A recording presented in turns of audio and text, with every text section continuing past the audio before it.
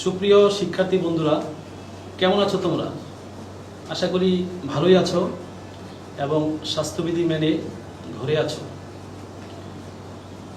তোমরা অত্যন্ত সৌভাগ্যবান যে দক্ষিণ বাংলার শ্রেষ্ঠ বিদ্যাপীঠ কুমিল্লা ভিক্টোরিয়া সরকারি কলেজে ভর্তি হতে পেরেছ। তাই আমার পক্ষ থেকে, ডিপার্টমেন্টের পক্ষ থেকে তোমাদের জানাই লাল গোলাপ শুভেচ্ছা। আসলে প্রত্যেক বছরই এ সময় আমাদের কলেজে এক ঝাঁক মেধাবী ছাত্রছাত্রীর পদচারণায় কলেজ আঙ্গিনা মুখরিত হয়। আমরা এই সময়টা অত্যন্ত ভালোভাবেই উপভোগ করি। তো যাই হোক, করোনা মহামারীতে আমরা আমাদের ক্লাসগুলো চালিয়ে নেওয়ার চেষ্টা করছি। আজকে পদার্থবিজ্ঞানের পঞ্চম ক্লাস। তো আজকের ক্লাসটি নেব আমি দিন মোহাম্মদ সরকার, সহকারী অধ্যাপক, পদার্থবিজ্ঞান ও আইসিটি, কুমিল্লা ভিক্টোরিয়া সরকারি কলেজ। তো আজকের ক্লাসে তোমরা জানো আমাদের ভেক্টর অধ্যায় দিয়ে শুরু হয়েছে ক্লাস। তো আমাদের শিডিউল করা আছে কোন স্যার কোন টপিকস পড়াবো। আজকে আমার হচ্ছে পঞ্চম ক্লাস।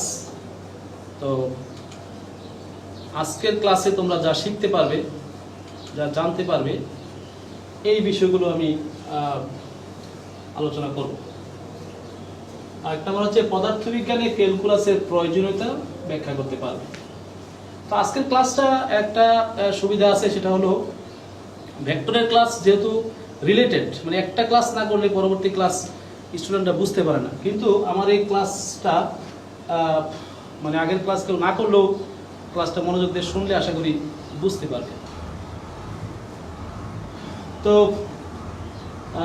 2 নম্বর হচ্ছে অপারেটর কি তা বলতে পারবে, অন্তরীকরণ বা ব্যবকলনের ধারণা পাবে,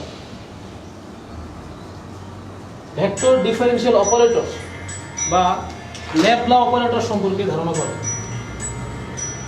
স্কেলার ফিল্ড ও ভেক্টর ফিল্ড সম্পর্কে ধারণা পাবে, সর্বশেষ গ্রেডিয়েন্ট কি ও তার তাৎপর্য ব্যাখ্যা করতে পারবে। আসলে মূল আলোচনা আজকে গ্রেডিয়েন্ট। তো গ্রেডিয়েন্ট বুঝতে হলে তোমাদের আগের সবগুলোই একটু বুঝে আসতে হবে, একটু টাচ করে আসতে হবে। তো পদার্থবিজ্ঞানে ক্যালকুলাস। তো ভেক্টর ক্যালকুলাস করার আগে ক্যালকুলাস সম্পর্কে আলোচনা করা প্রয়োজন। বিজ্ঞানের ভাষায় ক্যালকুলাস হলো অবিরত পরিবর্তনশীল দুটি ক্ষুদ্র অংশ গণনার একটি শাস্ত্র। আধুনিক গণিতবিদ্যায় এটি একটি গুরুত্বপূর্ণ শাখা। ক্যালকুলাস মূলত আসলে গণিতের জিনিস। তো আমাদের ফিজিক্স পড়তেও ক্যালকুলাস লাগে, সে কারণে আমাদের যতটুকু লাগবে আমরা অতটুকুই আসলে পড়াবো।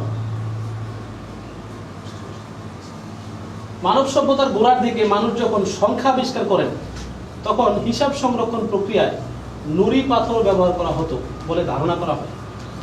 ল্যাটিন শব্দ ক্যালকুলারি হতে ক্যালকুলাস শব্দের উৎপত্তি। ক্যালকুলারি শব্দের অর্থ হচ্ছে ক্ষুদ্র ক্ষুদ্র নুড়ি পাথর। তো বুঝতেই পেরেছ যে ক্যালকুলাস শব্দটা কোথা থেকে এসেছে।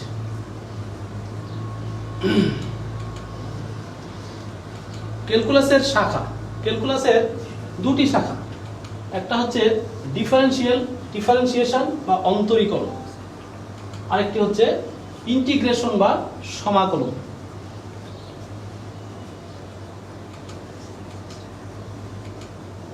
তো এরপর আসি আমরা অপারেটর। অপারেটর কি? অপারেটর মানে হচ্ছে যে অপারেট করে, সেই অপারেটর। অপারেটর হলো কতগুলো গাণিতিক চিহ্ন যার নিজের কোনো মান নেই, কিন্তু কোনো রাশির উপর প্রয়োগ করলে নতুন মান প্রদান করে।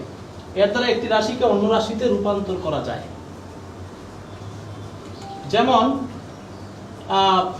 বর্গ, বর্গের নিজের কোনো মান নেই, কিন্তু আমি যদি 2 এর বর্গ করি তাহলে সেটা 4 হয়ে যায়।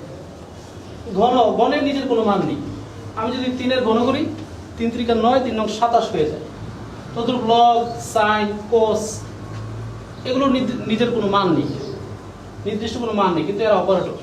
এগুলো কোনো অর্থ প্রকাশ করে না, কিন্তু এগুলো যখন ভিন্ন রাশির উপর ক্রিয়া করে তখন নতুন একটি মান প্রদান করে।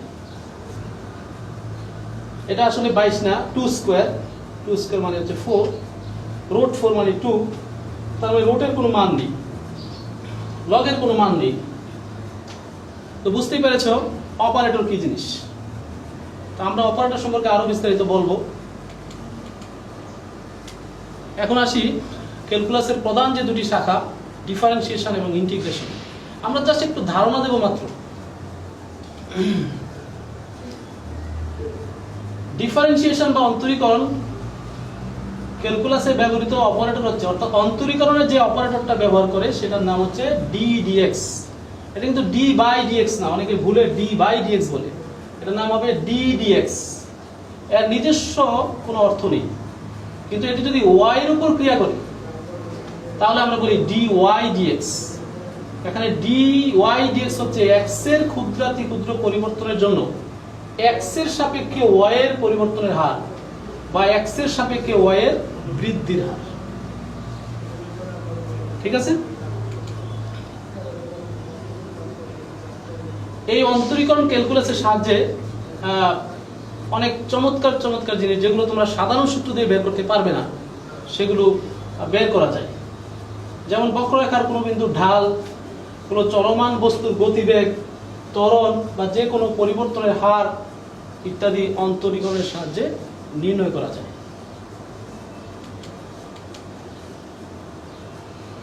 তো আমরা দুইটা কথা পাবো, নরমাল ডিফারেন্সিয়েশন এবং পার্শিয়াল ডিফারেন্সিয়েশন। এই যে দেখো ডিফারেন্সিয়েশন, এটা হচ্ছে মূল সূত্র, ddx of x two the power n, অর্থাৎ x two the power n K x এর সাপেক্ষে ডিফারেন্সিয়েশন। তার সূত্র হচ্ছে এই পাওয়ারটা সামনে আসবে nx n - 1। এটা হচ্ছে মূল সূত্র, আর অনেকগুলো সূত্র আছে। তো আমরা যদি একটা অঙ্ক দেখি, যেমন মনে করো ddx অফ x স্কয়ার, অর্থাৎ x স্কয়ার কে x এর সাপেক্ষে ডিফারেন্সিয়েশন। তাহলে এই সূত্রটা বসালে nx n - 1, n মানে হলো 2, 2x 2 - 1 মানে হলো 2। তো এটা হচ্ছে নরমাল ডিফারেন্সিয়েশন।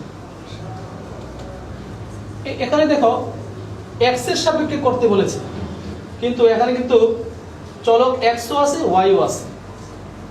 তো আমরা এটা যার সাপেক্ষে করতে বলছি, মানে x এর সাপেক্ষে, শুধু x কে এখানে চলক ধরব, y কে কনস্ট্যান্ট ধরব, অর্থাৎ পার্শিয়ালি করব। এই জন্য এর নাম হচ্ছে পার্শিয়াল ডিফারেন্সিয়েশন।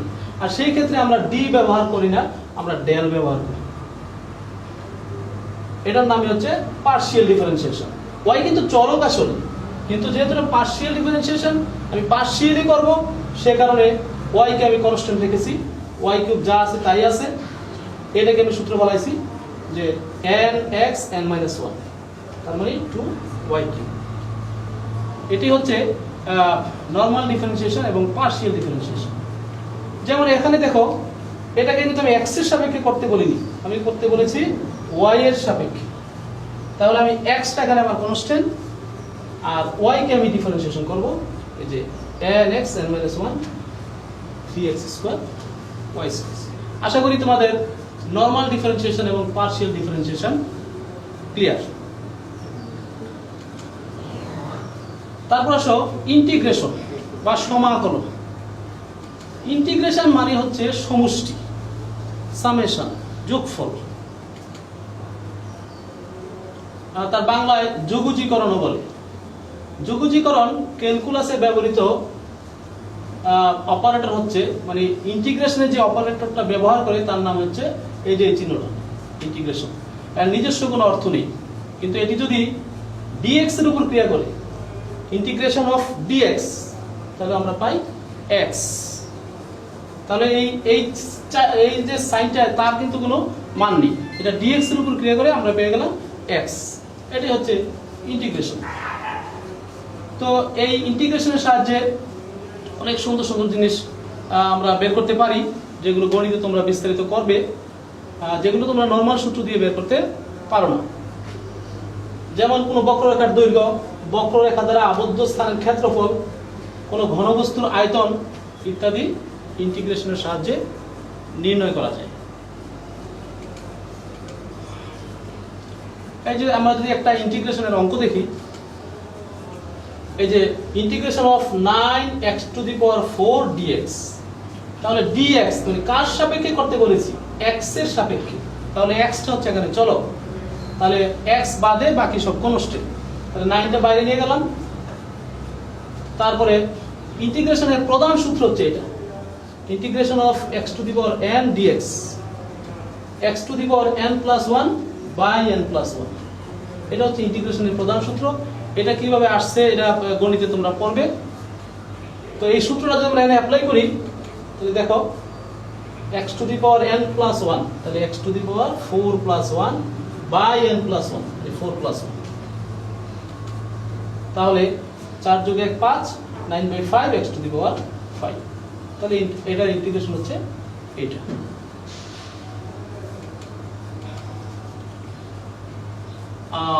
এখন আমরা পড়ব ডিফারেন্সিয়েশন বা অন্তরীকরণ। ইন্টিগ্রেশন বা সমাকলন কেন প্রয়োজন, আমরা কেন পড়ব?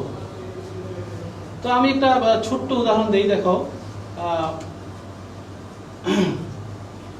এই যে দেখো তোমরা এখানে পাশাপাশি দুইটা সরলরেখা আছে। আমরা প্রথমটা বিশ্লেষণ করি। প্রথমে মনে করো একটা সরলরেখা আছে, সেই সরলরেখাটার দুইটা বিন্দুর স্থানাঙ্ক তোমাকে দেয়া আছে 3, 3 এবং 5, 7, এবং সরলরেখাটার সমীকরণ দেয়া আছে y = 2x - 3। তো তোমাকে বলা হলো যে সরলরেখাটার ঢাল নির্ণয় করো। তো ঢালের সূত্র তো তোমরা জানো, সহজ, যে কুটি দ্বয়ের অন্তর বাই ভুজ দ্বয়ের অন্তর। তো সূত্র বসালেই 2 পেয়ে গেল। তার মানে এই সরলরেখাটার ঢাল হচ্ছে 2। ঢাল মানে কি? ঢাল হচ্ছে মানে এটা কতটুকু ঢাল, মানে x এর সাপেক্ষে কতটুকু খাড়া, সেটাই হচ্ছে ঢাল। তো এটা যদি আমি ক্যালকুলাসের সাহায্যে বের করি, যেহেতু এই সরলরেখাটার সমীকরণ হচ্ছে y = 2x - 3, এটাকে যদি আমি x এর সাপেক্ষে ডিফারেন্সিয়েশন করি, একটু আগে তোমাদের ডিফারেন্সিয়েশন আমি দেখে আসছি যে তাহলে দেখে x এর সাপেক্ষে, তাহলে 3 তো কনস্ট্যান্ট, 3 কে করলে হবে 0, আর 2 কে এটা ডিফারেন্সিয়েট করলে হবে 2। তোমরা একটু আগে দেখিয়েছি, সেই সূত্র দিয়ে বের করে নিবে, ডিফারেন্সিয়েশন করলে তার মান হবে 2। তাহলে দেখো এটা ঢাল তুমি সূত্র দিয়ে বের করতে পারো, ক্যালকুলাসের সাহায্যেও বের করতে পারো। তো তোমরা বলবো যে তো স্যার তাহলে আমরা কেন এই ক্যালকুলাস ব্যবহার করব? তো সূত্র দিয়ে বের করতে পারি না, সূত্র দিয়ে তোমরা সবকিছু পারো না, সূত্র দিয়ে তোমরা সবকিছু পারো না। যেমন দেখো এই একটা মানে রেখা আছে, এটা বক্ররেখা। তো বক্ররেখা আছে, বললাম যে এটার ঢাল নির্ণয় করো, ঠিক আছে? তো এখানে যদি বিন্দুর স্থানাঙ্ক দেওয়াও থাকতো, এখানে দেয়া নাই, যদি দেয়া থাকতো তোমরা কিন্তু এই সূত্র দিয়ে, যে কুটি দ্বয়ের অন্তর বা ভুজ দ্বয়ের অন্তর, এই সূত্র দিয়ে কিন্তু এটা ঢাল হবে না। কেন হবে না? কারণ হচ্ছে এটা হচ্ছে সরলরেখা, এটা প্রত্যেকটা বিন্দু ঢাল সেম, প্রত্যেকটা বিন্দু ঢাল সেম, কিন্তু এই রেখার কিন্তু প্রত্যেকটা বিন্দু ঢাল সেম না। এটা এক এক পয়েন্টে ঢাল এক এক রকম। তাহলে তোমাকে এই রেখাটার সমীকরণ দেওয়া আছে, তো আমরা নরমাল সূত্র দিয়ে কিন্তু এটা পারবো না। তাহলে আমরা যদি এটাকে ডিফারেন্সিয়েশন করি, এই ডিফারেন্সিয়েশন করলে তোমরা বাসায় করে দেখবা ডিফারেন্সিয়েশনটা, এটার মান হবে 4x - 5, মানে ঢালের একটা সমীকরণ আসবে। তাহলে তুমি এই যে x এর বিভিন্ন মান যদি বসাও, x এর মান 1 বসাও, 2 বসাও, 3 বসাও, x এর বিভিন্ন মান বসালে তুমি কিন্তু ঢালের বিভিন্ন মান পাবা। অর্থাৎ এই রেখাটার এক একটা পয়েন্টে ঢাল কিন্তু এক এক রকম। তাহলে বুঝতে পেরেছো যে আসলে ইন্টিগ্রেশনের প্রয়োজনীয়তা অপরিসীম, এবং আরো অনেক অনেক চমৎকার চমৎকার জিনিস ইন্টিগ্রেশনের সাহায্যে বের করা যায়, যেগুলো নরমাল সূত্র দিয়ে বের করা যায় না। তো এই হচ্ছে আমাদের ডিফারেন্সিয়েশন ইন্টিগ্রেশনের প্রয়োজনীয়তা। আশা করি তোমরা বুঝতে পেরেছো। এখন আসি আরেকটা অপারেটর, যে অপারেটরটা আমাদের এই অধ্যায়ে লাগবে। হ্যাঁ, আমরা অপারেটর অনেকগুলো দেখে আসছি, কিন্তু এটার নাম হচ্ছে ভেক্টর ডিফারেন্সিয়াল অপারেটর। এটা কি জিনিস? তোমরা যে টপিকসগুলো করবা গ্রেডিয়েন্ট, ডাইভারজেন্স, কার্ল, এই তিনটা টপিক্সের মূল হচ্ছে এই যে অপারেটরটা। তাহলে এই অপারেটর সম্পর্কে আমাদের বুঝতে হবে। 1837 সালে স্যার হ্যামিল্টন এই ডেল চিহ্নটি আবিষ্কার করেন এবং নাম দেন নেবলা। পরবর্তীতে উইলিয়াম গিবস এর নামকরণ করেন ডেল। এই জন্য একে বলা হয় ডেল অপারেটর। যেহেতু এই অপারেটরটা, এই যে দেখো, এই অপারেটরের মধ্যে ডিডিএক্স আছে, আইজেকে আছে, তার মানে ভেক্টর আছে, ডিফারেন্সিয়েশন আছে, এই জন্য এই অপারেটরটার নাম হচ্ছে ভেক্টর ডিফারেন্সিয়াল অপারেটর। তাহলে তাহলে এটার ডেল মানে হচ্ছে i del del x, j del del y, k del del z. এটি হচ্ছে ভেক্টর ডিফারেন্সিয়াল অপারেটর। তো এটার কাজ একটু পরে আমরা দেখব।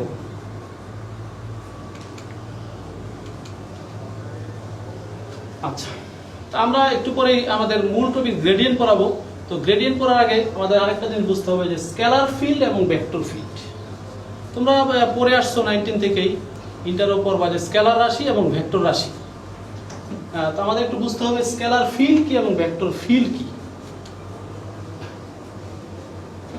তুমি যে কোনো ক্ষেত্র বিবেচনা করো না কেন বা করা হোক না কেন, ক্ষেত্রের সাথে অবশ্যই একটি ভৌত গুণ বিদ্যমান থাকে।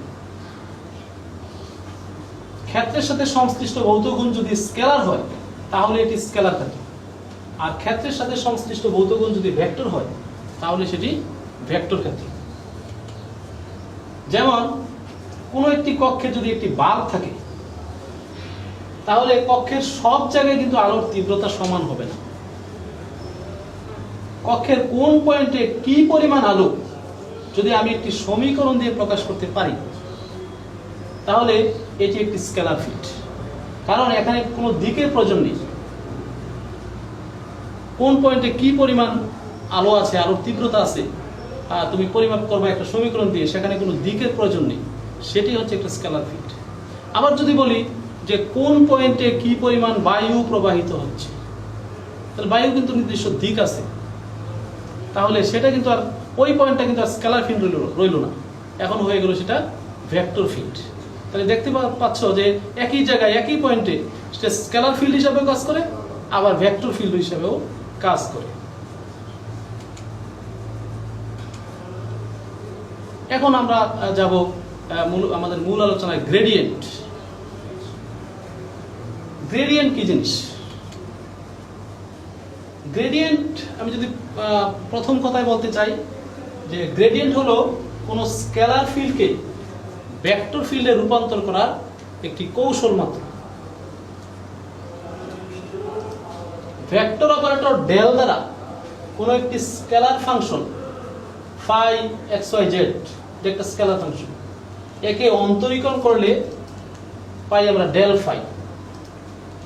এই ডেল ফাইকেই এই স্কেলার ফাংশন অবস্থানে মানে ফাই এক্স ওয়াই জেড অবস্থানে ফাই এর গ্রেডিয়েন্ট। অর্থাৎ কোন স্কেলার ফাংশনের সাথে ডেলের নরমাল গুণনকেই বলা হয় গ্রেডিয়েন্ট। এই যে ফাই একটা স্কেলার ফাংশন, এই যে ডেল, ডেল এর মান হচ্ছে i del del x plus j del del y plus k del del z. তাহলে এই স্কেলার ফাংশনের সাথে ডেলের যে নরমাল গুণন করলাম সেটাই হচ্ছে আমার গ্রেডিয়েন্ট। ধরো যে কোনো কক্ষের, মনে করো এই কক্ষের কোনো বিন্দুতে আলোর তীব্রতার সমীকরণ হচ্ছে L = x² + xyz। এটা এই কক্ষের কোনো বিন্দুতে আলোর তীব্রতার সমীকরণ হচ্ছে এটা। এটা একটা, যেহেতু xyz নাই তাহলে এটা একটা স্কেলার ফিল্ড। তাহলে স্কেলার ফিল্ডকে যদি আমি ডেলের সাথে নরমাল গুণন করি তাহলে ডেলের মান হচ্ছে এটা এবং এল এর মান হচ্ছে এটা। এটাকে যদি আমি ডিফারেন্সিয়েশন করি, দেখো প্রথমে বলছে x এর সাপেক্ষে, তাহলে x এর সাপেক্ষে করলে যে এটাকে করলে কি হবে, x² কে করলে হবে 2x, আর x এর সাপেক্ষে করলে yz কনস্ট্যান্ট, আর x কে করলে হবে শুধু 1। এটা ভাষায় একটু তোমরা করে দেখবে। তাহলে এটা হবে 2x। এই x স্কয়ারটা হবে 2x আর এখানে আসবে yz i। এটা আমি যদি একটু তোমাদের ভেঙে করে দিই, আমার l হচ্ছে x square plus x y z। তাহলে আমি করব এটা একটা স্কেলার ফাংশন, এটার গ্রেডিয়েন্ট করব। তো গ্রেডিয়েন্ট মানে হচ্ছে ডেল অফ পাই। তাহলে ডেল মানে কি? ডেল মানে হচ্ছে i del del x plus j del del y plus k del del z। Phi এর জায়গায় যা আছে তা লিখি x square plus x y z। আমি আইটাকে বাইরে রাখলাম। ডেল ডেল x আমি পুরোটাকে লিখলাম প্রথমে x square plus x y z plus j del del y x square plus x y z plus k x square plus x y z। তুমি i এর জায়গায় I রাখো। এই যে এটাকে তুমি যদি একটু ভাঙাও, আছে ভাঙি করে দিচ্ছি, del del x x square plus del del x x y z plus g second bracket del del y x square plus del del y x y z plus কে এখানে একটু ভুল হয়ে গেছে, এখানে লিখতে হবে del del z del del z x y z del del z x square plus x y z.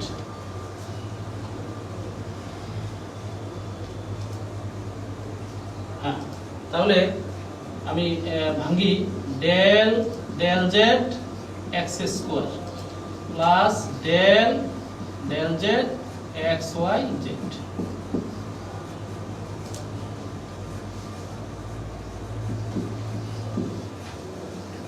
এটাকে করলে কি হবে? আমি তোমাদের একটু আগে সূত্র শিখিয়েছি, d dx of x to the power n সমান হচ্ছে n x n minus one. তাহলে এক্স স্কয়ারকে করলে কি হবে? এক্স, তাহলে d dx of x square এটা হবে 2x 2 মাইনাস 1, তার মানে 2x, তার মানে এটা হবে 2x। এটাকে করলে হবে x এর সাপেক্ষে, তার মানে y যেটা আগে বাইরে চলে আসবে, আর x এর সাপেক্ষে x এর করলে হবে 1। ঠিক আছে, এই সেকেন্ড ব্র্যাকেটের দরকার নেই, প্লাস j y এর সাপেক্ষে করলে এটা হবে 0, আর এটা করলে হবে xz xz, তাহলে আর লেখার দরকার নাই, xz লিখলে হবে প্লাস k। z এর সাপেক্ষে x স্কয়ার কে করলে হবে 0। তোমাদের আরেকটা সূত্র আছে, সেটা হচ্ছে d dx অফ কনস্ট্যান্ট সমান হচ্ছে 0। তাহলে যেহেতু z এর সাপেক্ষে x সেটা কনস্ট্যান্ট, এটা হবে 0, আর z এর সাপেক্ষে এই যে এটা, তার মানে xy আসবে বাইরে, z কে করলে হবে 1। এটা যদি আমরা সাজায় লিখি তাহলে আমার এটা হয়ে যাচ্ছে, দেখো 2x plus yz i xzj plus xy k। তাহলে এই যে স্কেলার ফাংশনটা, এটাকে ডেল এর সাথে নরমাল গুণ করে আমি এটা পেলাম। এখন যদি বলি কোন একটা পয়েন্টের স্থানাঙ্ক 1 1 2, তাহলে সেই বিন্দুতে গ্রেডিয়েন্ট কত?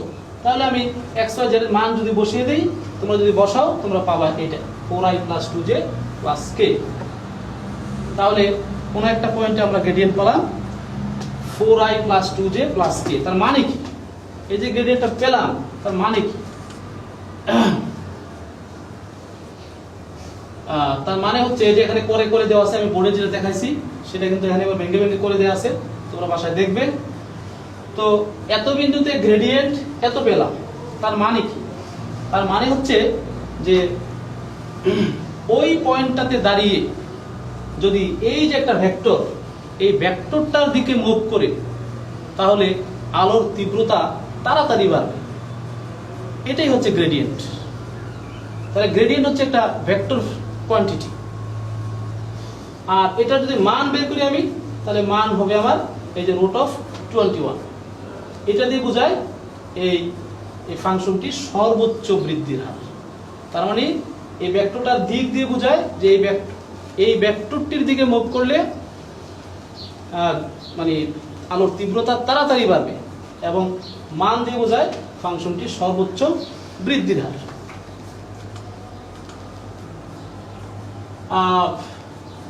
কোন বিন্দুতে গ্রেডিয়েন্ট এত, তার মানে কি? একটু আগে বলেছি, কোন বিন্দুতে গ্রেডিয়েন্ট এত, তার মানে হচ্ছে যে লিখে দিচ্ছি আমি, তার মানে হচ্ছে কেউ যদি এত বিন্দুতে দাঁড়িয়ে 1 1 2 বিন্দুতে দাঁড়িয়ে এত ভেক্টরটির দিকে মুভ করলে আলোর তীব্রতা তার কাছে সবচেয়ে তাড়াতাড়ি বাড়বে। তো গ্রেডিয়েন্টের তাৎপর্য কি? গ্রেডিয়েন্টের তাৎপর্য আমরা কি পেলাম?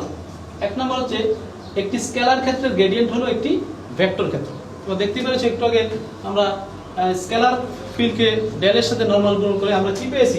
ভেক্টর ফিল্ড পেয়েছি। ভেক্টর ক্ষেত্রটির মান দ্বারা স্কেলার ক্ষেত্রটির সর্বাধিক বৃদ্ধির হার বোঝায়, মান দ্বারা, এবং ক্ষেত্রটির দিক দ্বারা স্কেলার ক্ষেত্রটির সর্বাধিক বৃদ্ধির হার কোন দিকে সেটা বোঝায়। এই হচ্ছে গ্রেডিয়েন্টের তাৎপর্য। তো তোমাদের একটা ছোট্ট বাড়ির কাজ আছে, বাড়ির কাজটা সবাই করবে। এত বিন্দুর সাপেক্ষে এই ফাংশনটির বৃদ্ধির হার সর্বোচ্চ কত, সর্বোচ্চ কত, এটা সবাই করবে এবং কমেন্টে আমাকে জানাবে সর্বোচ্চ তোমরা কত পেয়েছো, এটা আমাকে জানাবে। তো আজকের ক্লাস এখানেই শেষ। তোমাদের সবাইকে ধন্যবাদ। তোমরা বাসায় থাকো, ভালো থাকো, স্বাস্থ্যবিধি মেনে চলো এবং নিরাপদে থাকো। ধন্যবাদ সবাইকে।